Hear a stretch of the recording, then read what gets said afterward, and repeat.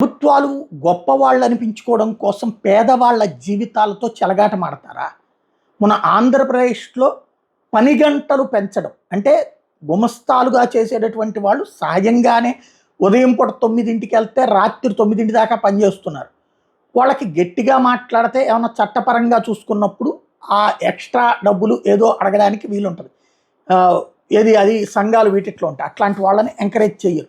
ఇప్పటికీ సాధారణంగానే పనిచేస్తున్నారు. కానీ ఇప్పుడు చట్ట ప్రకారమే 10 గంటలు, 12 గంటలు పెంపు అన్నటువంటిది చర్చ జరిగితే ఇప్పుడు తెలంగాణలో డైలీ వర్క్ అవర్స్‌ని 10 గంటలకి పెంచుతా నిర్ణయం తీసుకున్నారు. 8 గంటలకు సంబంధించి.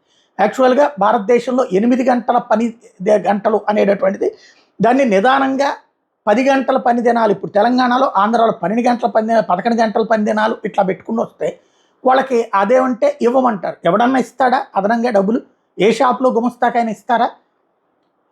ఇది ఒక దోపిడీ జరుగుతోంది. అంటే డబ్బున్నటువంటి వాడి కోసం డబ్బు లేని వాడిని బలిపశువుని చేస్తున్నటువంటి వ్యవస్థలు గొప్పగా చెప్పుకుంటున్నటువంటి నాయకులు చేస్తున్నారు.